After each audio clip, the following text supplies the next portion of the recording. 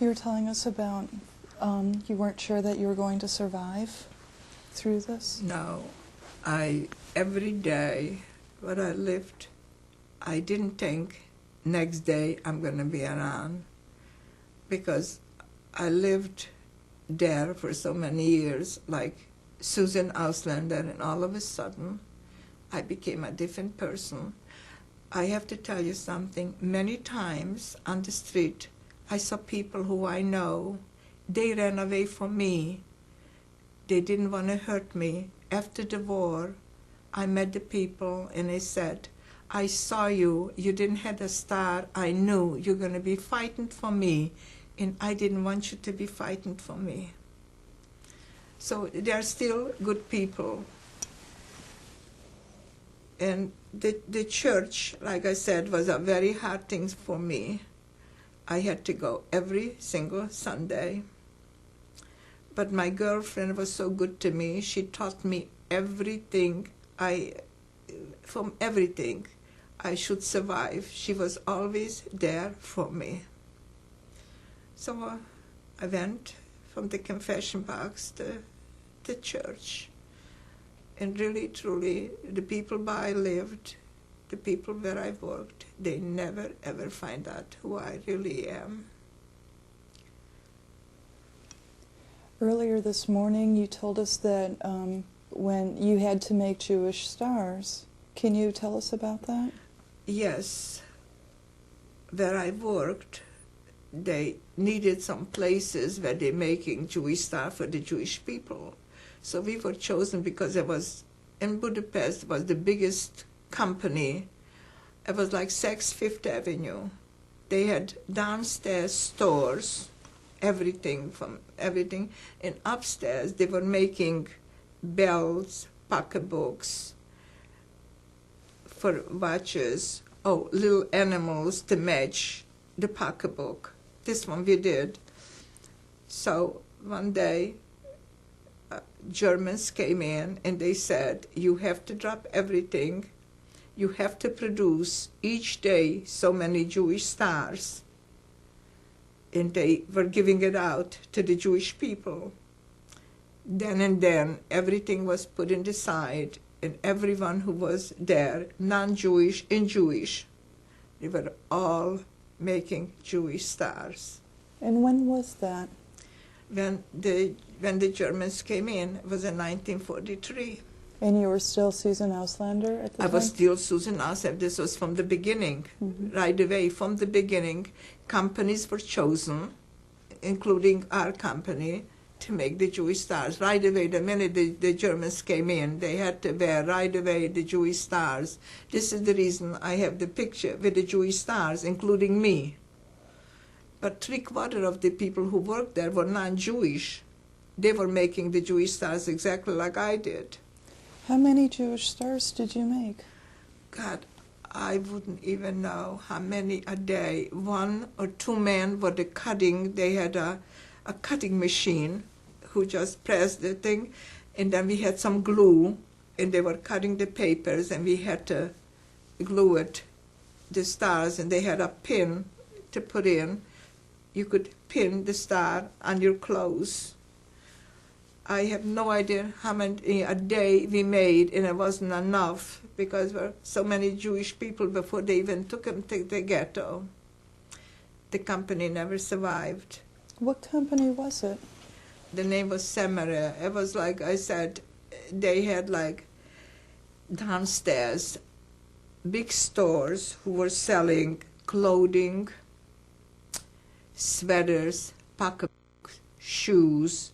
It was a tremendous business. And upstairs, above the stores, was the working section where people were about 25, 30 people who were making up for the store, the merchandise. Don't forget, this is Europe. And in Europe, you don't go to factories. They have stores, and then upstairs, they always made up shoes, pocketbooks, belt, a little alligator with the same skin, everything matching. It was all I said. So when a wealthy woman came in to buy something, they bought, everything was matching. So this is the thing what we made. This is the stuff I learned to make. It takes about 3 years till you get your diploma. In the evening, I went to school. From the company, I had to go. And I didn't get much paid, but what I had, I supported Mr. and Mrs. Spitz and myself. They had no one. They had nothing. They just had a very small apartment. I had a couch, and they had a double bed. And they were really my mother and father. I never knew any love from my parents. They were very good to me. When they needed milk or bread or anything, there was no car. They didn't drive. Mr. Spitz was blind of one eye. They must have been the time in the 80s. So I became their child. And any penny, any money, anything I made sure they have everything.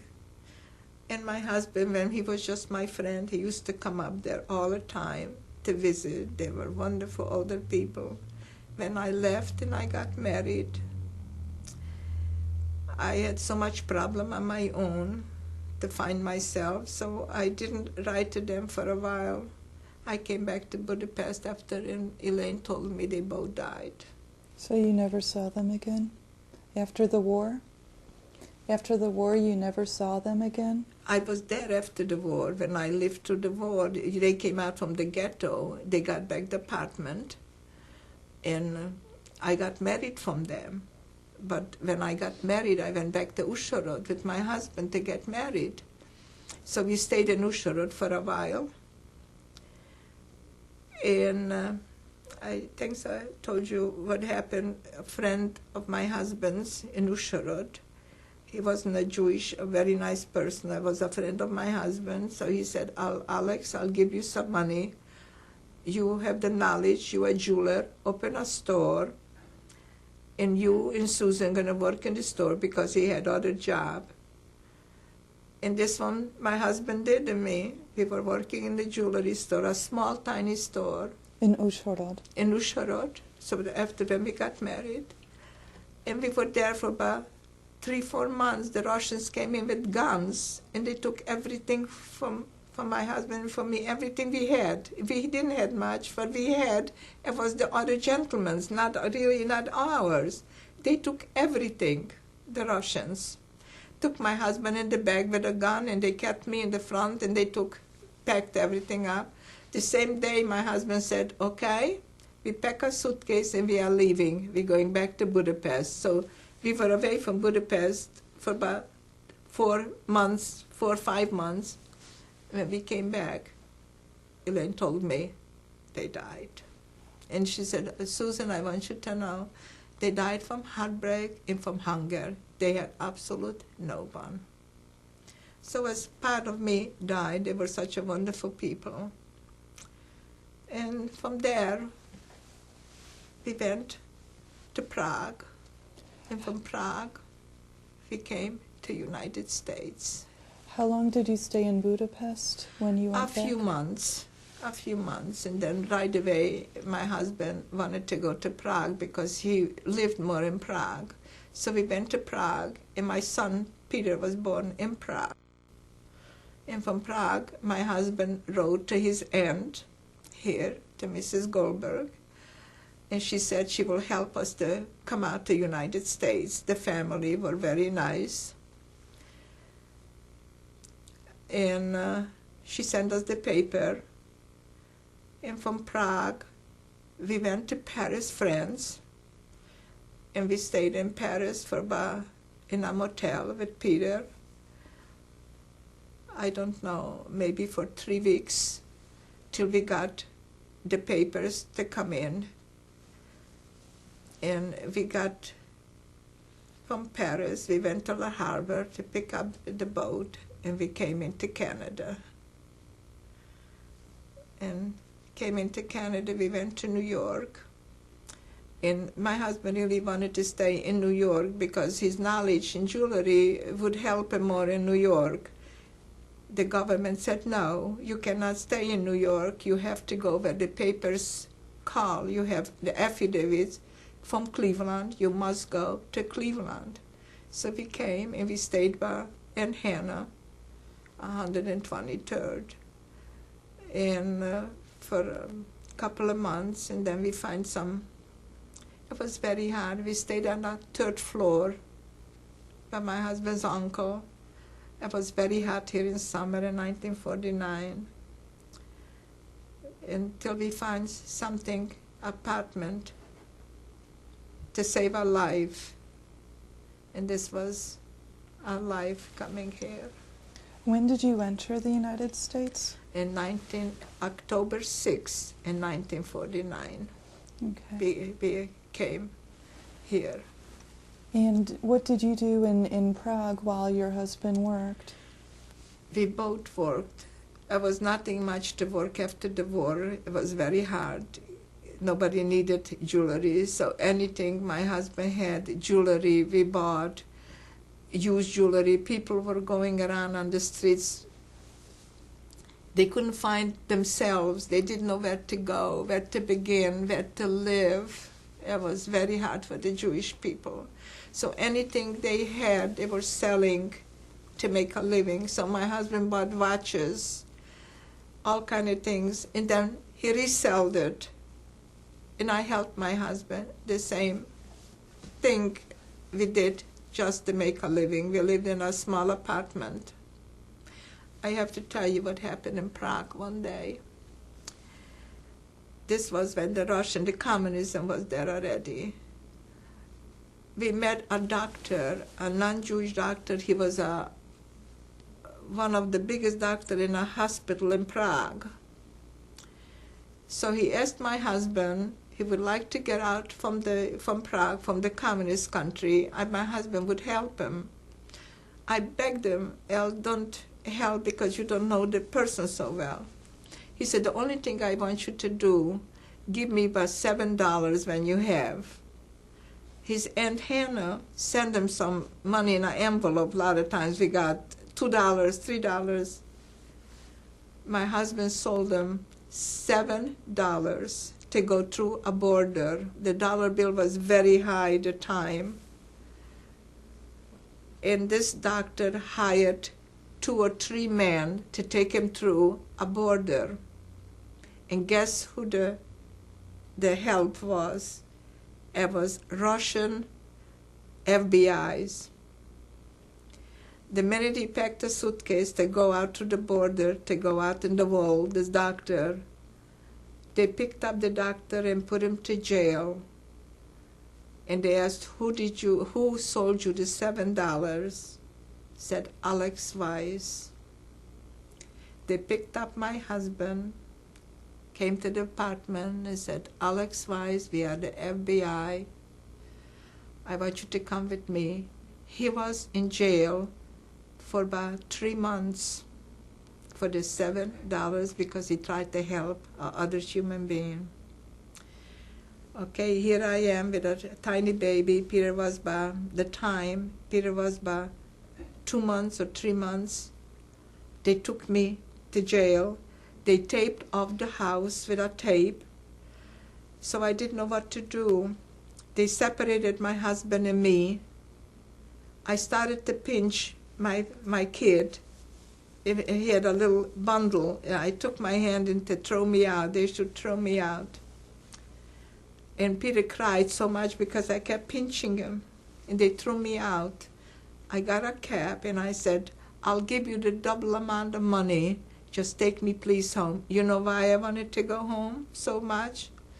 Because we had gold in the apartment. And when the Russians will find the gold in the apartment, my husband will never get out from prison. So here is the door, all sealed up, and I'm home. The cab brought me home fast. I opened the door. I put Peter in a little bed, and I ran into a third house in our neighbors, and I said, please, I need help.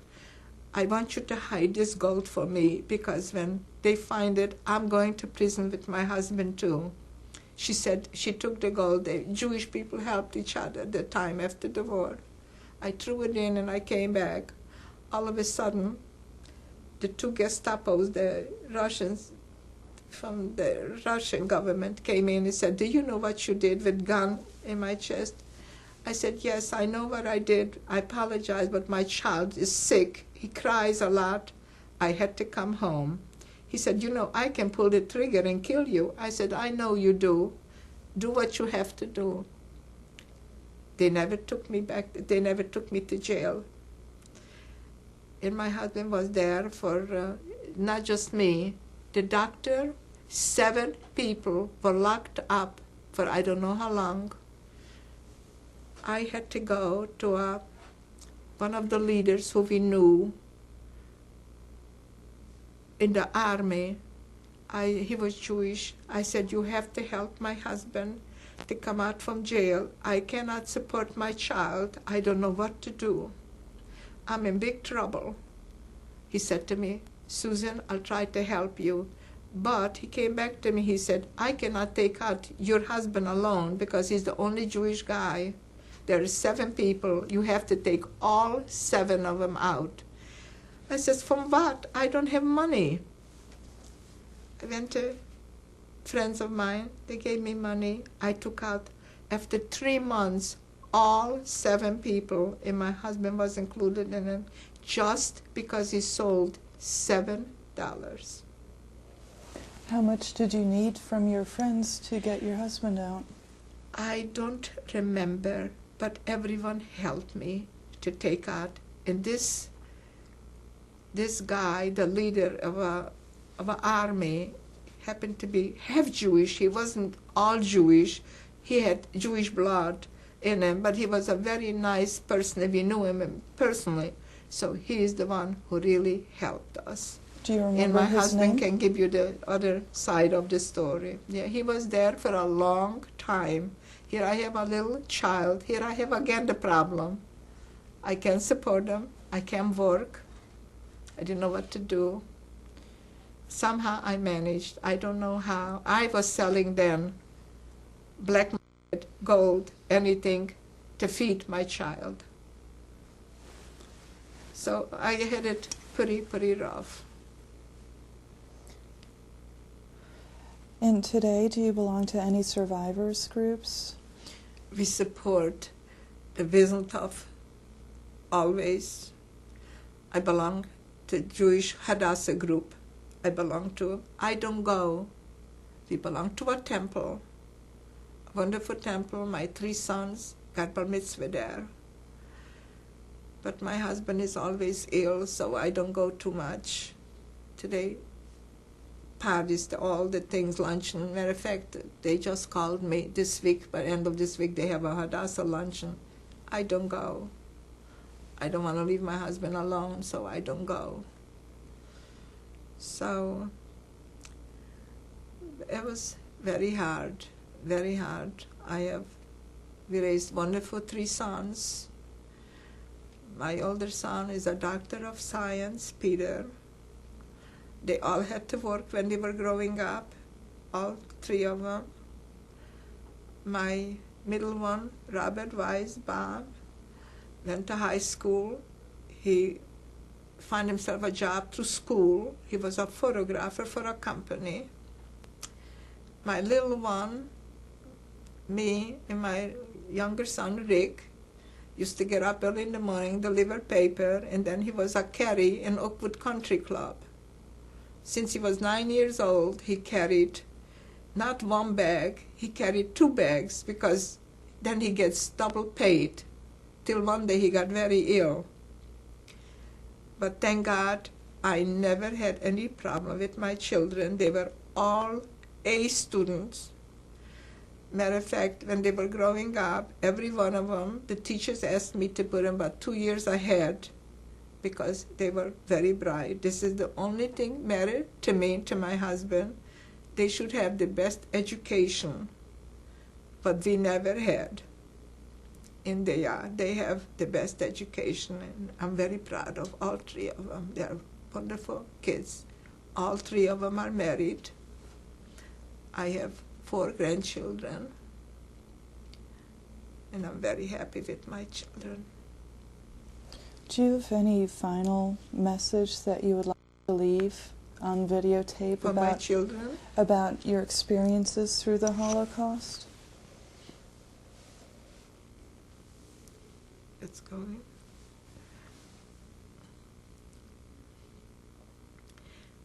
The only thing I can say, I am proud. I'm a Jew.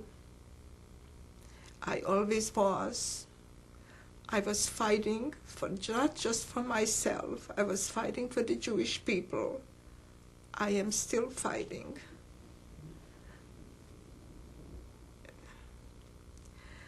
I hope to God one day it's going to be a better world for all of us. Because the sad memories what I lived through, I'm taking them at all with me. God bless them all. I support every Jewish organization I can. I went to Israel. I took my children to see this is our country and our world. And it was the best time of my life when I arrived there. But my home was Cleveland. We were there for 11 days, and it was really a joy. My children all enjoyed it.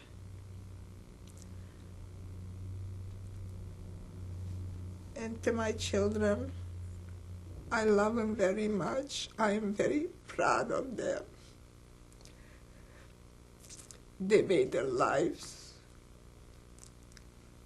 And thank God they're doing fine. And I love them very much. I love my grandchildren. I love my children.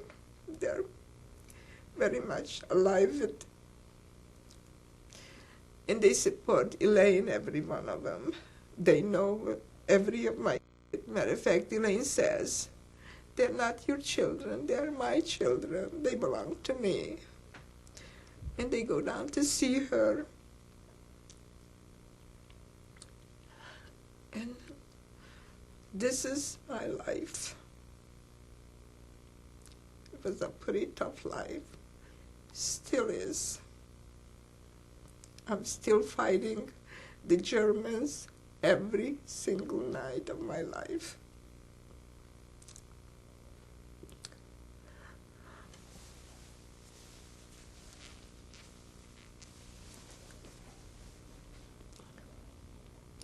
That's it. Thank you very much. I love you.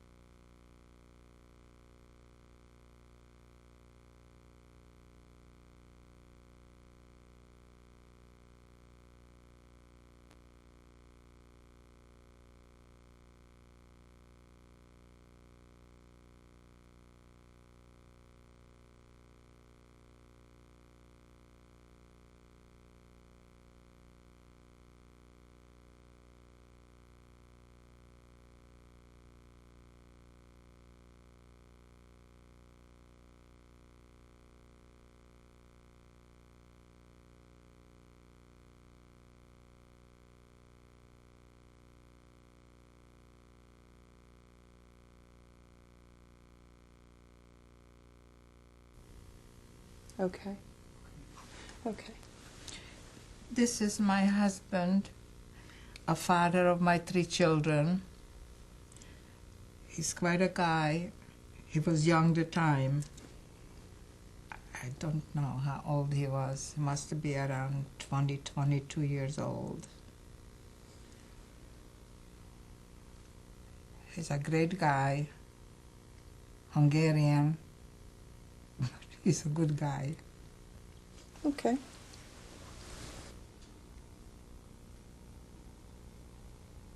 Okay. This is me. I was 23 years old. I had Peter. He must be around 3 months old.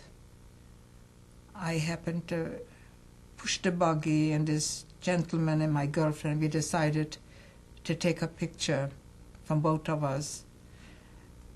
My girlfriend is in New York, and this is me. How old were you here? Or Around what year? 23. Yeah, 20. Around 23 years old. This is me with my girlfriend Elaine. She's part of my life. She's the one who was everything for me. She did everything for me. Until this day, we are one of the best friends, and I'm going to support her till I live. I love her very much.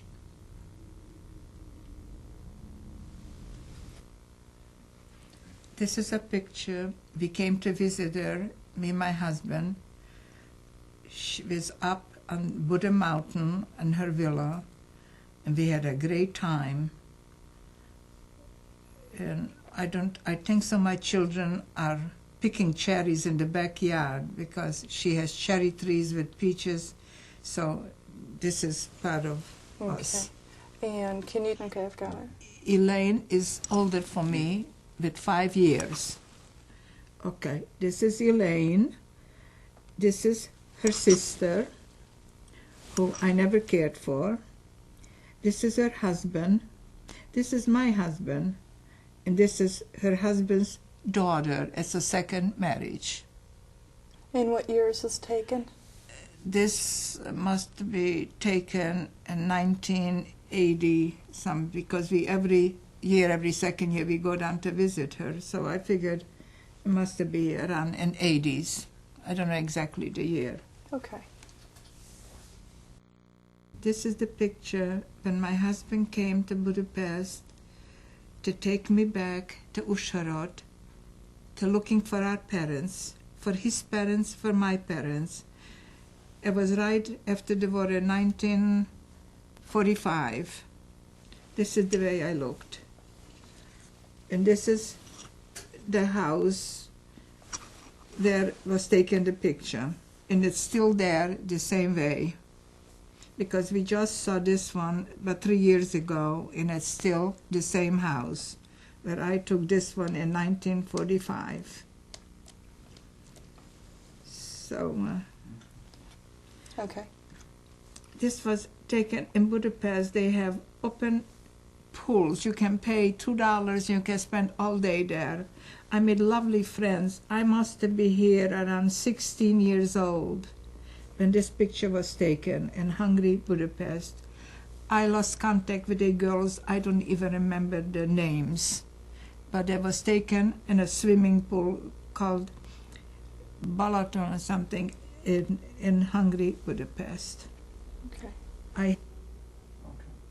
This one was taken in 1943. My cousin was always there for me. He actually came to save me too. I didn't tell the story. He was underground with a Jewish organization, and he wanted to save me by his army captain. How do you say it? Did I say it the right way? Actually, a bunch of Jewish boys paid him off. I didn't tell you this story. Paid him off. The captain, they should take me and he should hide me in his house. He was married, he had 2 children. I was there exactly 4 days. My cousin Ossi went to all the kids, to the Jewish boys, to take any penny, any money they had because they wanted to save me before Elaine gave me the papers. I was there 3 days, and one Sunday they said, we're going out for a picnic with my wife and my 2 children, and you stay here in the apartment. And he said to his wife, they were already in the car, and he said to his wife, I go upstairs because I forgot something, and I forgot it in the apartment. So they stayed in the car, and he came up. And he came up, and he started to chase me. And I started to scream. He tore my blouse, and I screamed so loud, he left me go. He said, you don't need anything anymore because you're going to be dead. I'm going to throw you out to the window. And I remember he threw me on bed, and he tore the blouse off for me.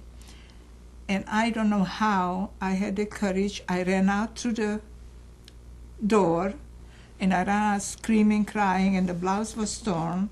And I never stopped. I went up to the streetcar, and I said, I don't have a penny. Would you please take me? I'm going to Nagymezőutca. Guess where I was going? To Elaine. With a torn blouse. This is the reason he said to his wife, I'm going back because I forgot something. He never did. He just wanted to get rid of me, rape me, and throw me out. Again, I ran out, and I never went back. And the captain told Ossie, your cousin is dead. She ran out someplace and she's dead. So my cousin thought I'm dead. Till I was by Elaine, and I couldn't find him, but he found out later on what happened. So again, Elaine was there for me. I was there for about 2-3 days, and I came back again to my life, to Elaine. Then she said, you're going through hell. I'm going to give you the papers. So this is the picture when we were going up to his captain. They people never came back. Just me and Ossie came back.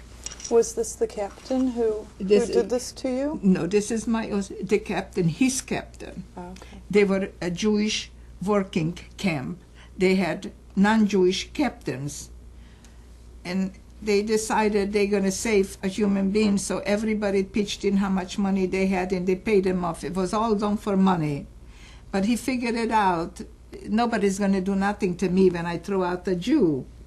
So he figured, I'll go up there and I'll rape her, and I threw her out to the window. But somehow it didn't work out for him because I ran out.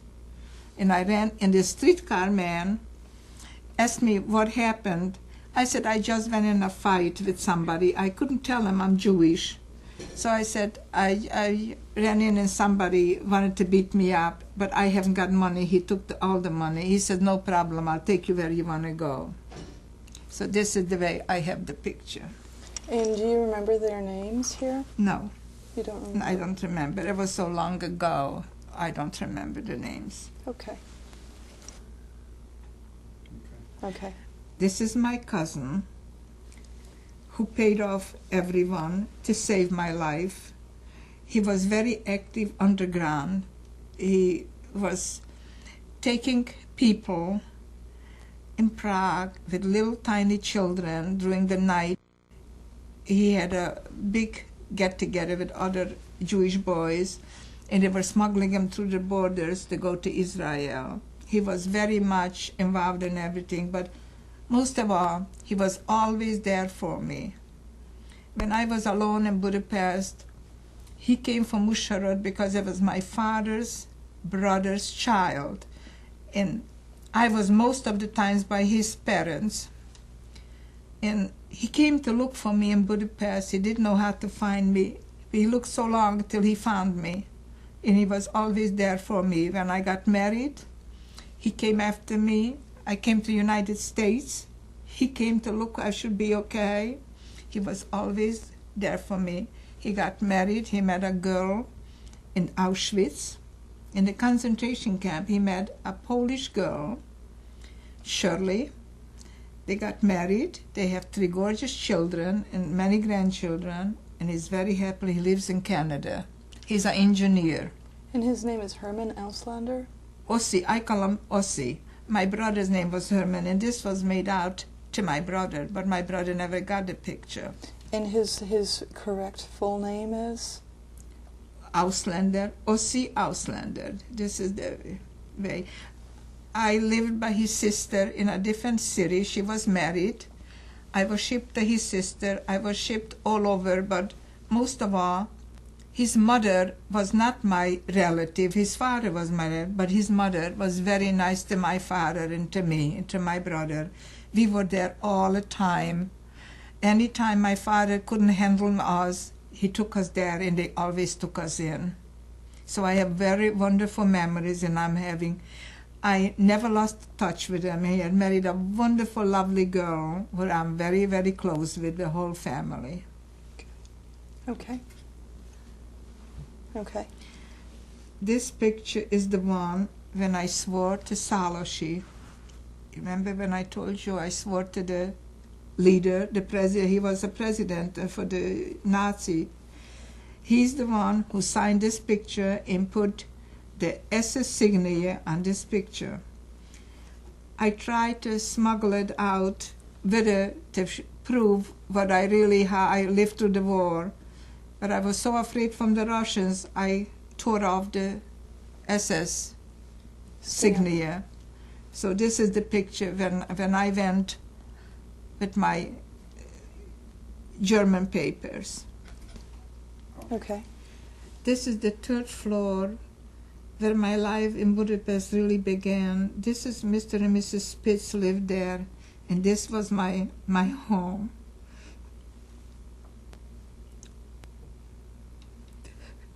When did you take this picture? This was my best time of my life when I lived there, because they were very kind to me, very good to me.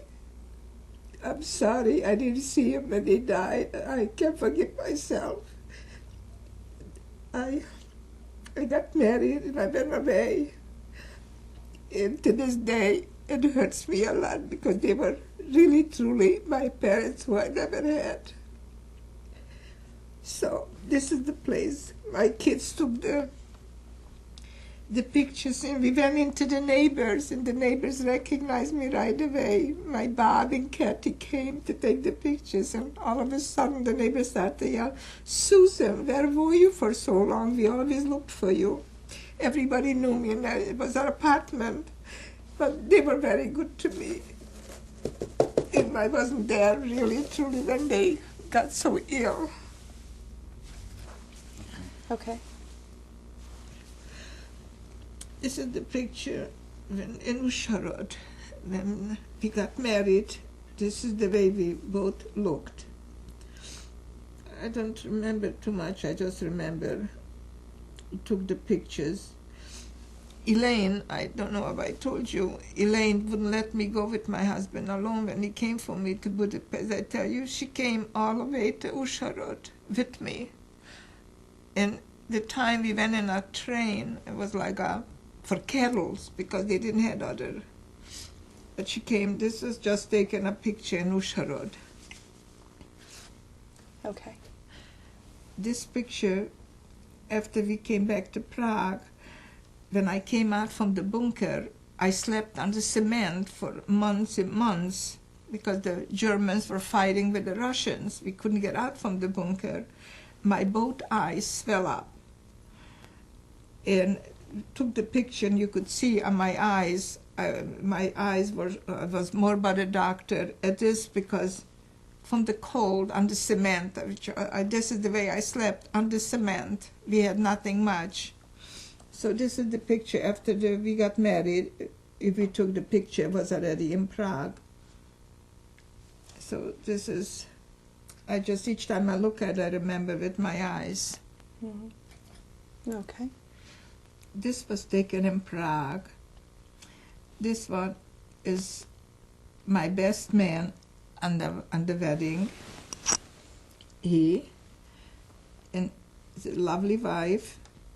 We are still very, very lovely friends of mine. They live in Canada, and we keep in touch. And when we came to Prague, this was my friends. We were always together. Very, very lovely people. And who's he? This is a a relative of him. I really don't know him very well, but he was the best man when we got married. We just walked in and we got married. I didn't even know I'm getting married. I got married in a cotton dress because I wanted to go back with Elaine, and my husband said, "Come on, Susan, I have to show you something." I had no idea. He's taking me to the Justice of the Peace, and we got married. I didn't know because I told him, I want to go back with Elaine. Somehow, I was afraid from life, from everything. So this is the way I got married in the cotton dress, what you saw there. This was my wedding gown. And then we came back to Prague, so we had a Jewish wedding. It wasn't a wedding. It was just like a rabbi, a Jewish. So they were our best man. Okay. And to tell you. Okay. My husband gave me a diamond ring, a small diamond ring. And I was pushing Peter, and the diamond fell out in Prague on the street. And in Prague on the street is cobblestones. And when I came back and I said, I'm going to go back to look, I promise this lady lost her husband and she has one child. When I find a diamond, anything I can to help her, we will help her. Guess what? I went back with a buggy, looking on the sidewalk between the stones. I found my diamond. Did you believe it? And since then on, I helped support this lady with a child because she had no husband. I promised myself, when I find a diamond, the ring I had on, how did I find out? She touched my hand and she says, "What's the matter with you? You have needles on your hand?" And I looked, and I had the ring on, but the prongs was empty. So I knew where I walked, I'll go back, maybe I'll find it. And like I said, in Prague they have cobblestones, and I found it between the stones. Wow. Since then, we supported her with a child because her husband had cancer or something, he died, and she was all alone. She had this child. So this is a picture, part of me too. So she stayed in Prague. I don't know what happened to her. And this is your child? Yes, this is Peter, Mm-hmm. and this is me pushing the buggy. So I found a diamond, and this diamond was twice lost, and I found it both times. Would you believe it? The third time, I didn't want no part of it. Oh, this is the way we looked when we came to this country. This was the first picture in United States as downtown on Public Square In Cleveland. in Cleveland. My husband gave me a rabbit coat. The whole coat was from rabbit skins in Prague. He couldn't have given me the best mink coat. I was so excited. I have a mink coat, but it was all rabbit. So this is, Peter is 2.5 years old, and we took a picture downtown in Public Square. So this is the picture. It was so precious because I was so excited with the coat. I have no idea what happened to the coat now. Okay. Okay. So This- let's go around the table and you can tell us about your family. Who's this one? Okay, this is Peter. Mm-hmm. He's your son. And me, my lovely son. This is my other second son, Bob. That's Bob. And yes. Who's and, he? This is Peter. And his. This is Bob. Mm-hmm. This is Rick. Oh. And Susan, Margaret, Mm-hmm. Peter's wife. This is my husband. Who is there? Just for a moment. Oh my God. This isn't Bob. This is one taken in Prague. Okay. All right. Peter, my older son. Peter is on the left. It's me. Mm-hmm. It's a cousin of mine who I never met before. I met him in Prague. He went down, two cousins, two boys, went down from New York. They opened a New Yorker pizza. You wouldn't believe it. In laundromat in Prague. And they're doing fantastic. They don't speak the language. And Rick is the one who knew them. So this is the reason they find us in Prague. So this is one of my cousins. Next is my younger son, Rick and Susan. Yes. This is Margaret, Peter's wife. And this is my husband. And this is Bob between them, the middle one. Yeah, This is is Bob. Bob. And this is my other cousin, two cousins of mine who I never met, and I never saw them since we came from Prague. They are in Prague. So this is my lovely family, and I love every one of them. I am very, very proud of them.